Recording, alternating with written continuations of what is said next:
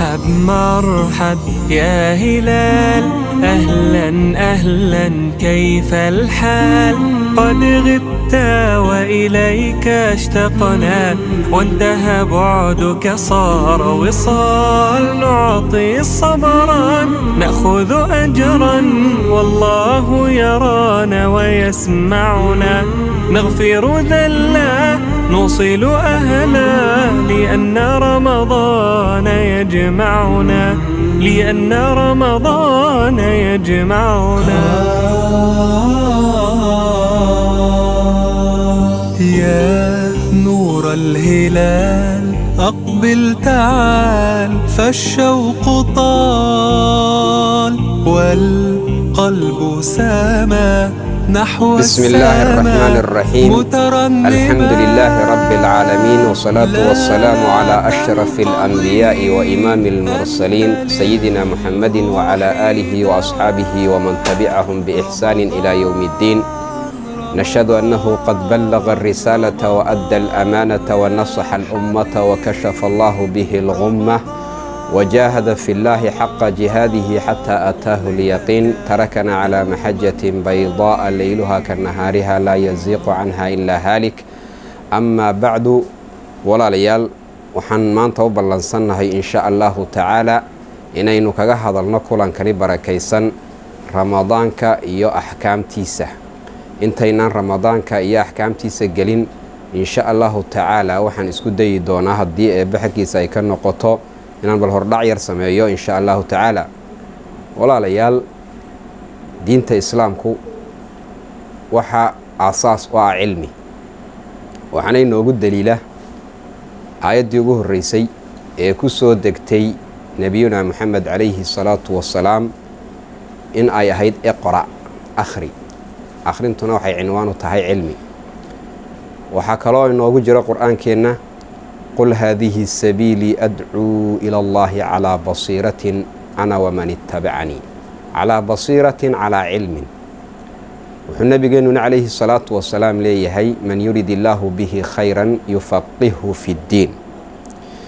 sidaa daraaddeed saddexdii ama labadii ummadood ee inaga horreeyey ahlulkitaabka ahaa ee yahuudda iyo nasaarada ayaan inagu u dhaxaynaa, sida ilaahayba uu ku sheegayo faatixada qaybteeda dambe, siraada aladiina ancamta calayhim oo muslimiinta ah, hayri almaqduubi calayhim oo yahuudda ah, iyo waladaaliin oo nasaarada ah. yahuuddu waxa ay iyagu ku dhaqmeen cilmi bilaa camalah, khasaarayna ka dhaxleen. nasaaraduna ilaahay bay jahli ku caabudeen, iyaguna khasaare ayay ka dhaxleen. muslimiintuna cilmi iyo camal bay israaciyeen oo faws iyo najaax bay ka dhaxleen. saa daraaddeed waxaa inoo asal ah in cibaado kastoon qabanayno haddaynu muslimiin nahay aan cilmi iyo macrifo iyo aragti u lahaano waxaynu qabanano. sidaa daraaddeed waxaa soomka walaalayaal inta badan uu ku soo noqnoqdaa sanad walba axkaamtiisa oo laga sheekaynayo dhagaheenna. kelimatu sawm luqad ahaan haddaan erbixin u yar samayno waa wax la iska joojiyey, al-imtinaac. kelimatu sawm ama kelimatu ramadaan haddii loo noqdo bishani iyo magaceega iyo asalkeega halkuu ka soo jeeda laftarkeegana waxay ka timiday min aramdi oo kulayl ah, alxaraara shadiida, aada u kulul, kulayl bay sheegaysaa ramdigaasi. ramadaan baa markaa la yidhi. sidaa daraaddeed carabtu waxay bisha ramadaan ugu bixisay waxa weeyi in maalmihii kulaylka ay ku soo hagaagtay. sidaa daraaddeed bay ramadaan u bixiyeen, sidii rabiicul awal iyo rabiicu thaaniba ay ugu bixiyeen bilihii ku soo hagaagay ayaamaha barwaaqada ah. taasi waa erebixintii.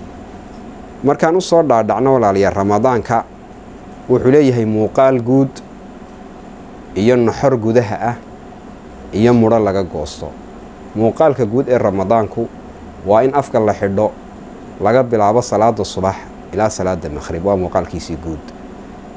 wuxuu leeyahay jawhar iyo ruux gudaha ah ramadaanku waxa weeyi in ilaahay dartii aad u soomanaatid siduu nebiguba leeyahay calayhi salaatu wasalaam man saama ramadaana iimaanan waxtisaaban gufira lahu maa taqadama min dembihi marka iimaanan waxtisaaban waa ilaahay dartii iyo ajar dalab xagga ilaahaya waa naxorkii waxaa mudho laga goostaa ramadaanka walaalayaal aayadda qur-aankaa siduu ilaahay ku dhameeyey oo lacallakum tattaquuna oo alla ka baqa sidaa daraaddeed walaalayaal bal axkaamta soomka haddaynu gudagalno haddii eebba yidhaahdo soomku 3 rukni baa lagu tilmaamaa inuu horta asal ay u tahay in la helo qofka inuu soomo laga doonayo kow waa inay niyadi jirto hadday niyadi jiri weydo soon ma jiro waa inay afxidhashana jirto oo qodobka labaad oo haddaan afka la xidhanin soom ma jiro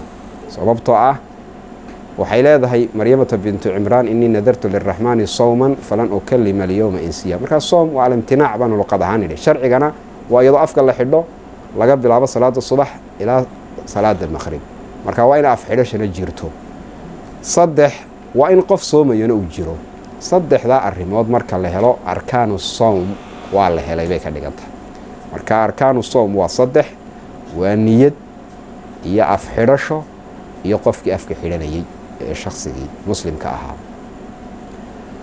soomku walaalayaal shuruud buu leeyahay shuruuduna waxay ka dhigan tahay waxa ka horeeya ee in la helo ay waajib tahay kadib marka la helana wixii ka dambeeyay iman karo haddii laakiin waxa hore la waayo waxa dambana uu meesha ka baxayo sidaa daraaddeed shardigu waxa uu ka horeeyaa cibaadooyinka ama shuruudu salaad ha noqoto ama shuruudul xaj ha noqoto ama shuruudul sawm ha noqoto shardi waxay ka dhigan tahay wax ay ku saxmayso waxa soo socota haddii la waayo waxaasi ma shaqaynayso sida ninka baabuurka wadaba oo ruqsadda baabuurka uu ku wado inuu haysto intuuna baabuurka dhaqaajin ay qasab u tahay ayay shuruuduna hordhac u tahay sidaa daraaddeed walaalayaal waxa u shardiya soomka arrimahan soo socda kow waa inuu qofka soomayaa qof muslim ah ahaado 2 waa inuu qof baaluqa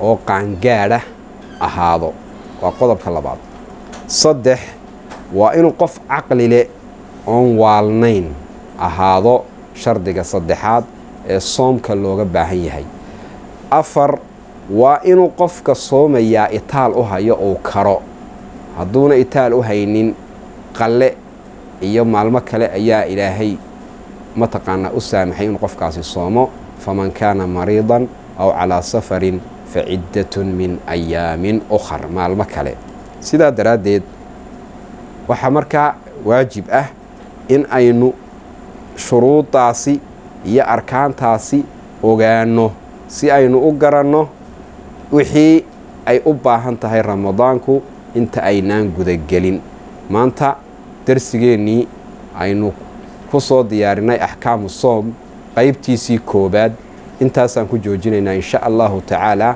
waxaanan rajaynayaa insha allah inaynu liqaayo soo socdo ku kulanno wasalaamu calaykum waraxmat ullaahi wabarakaatuh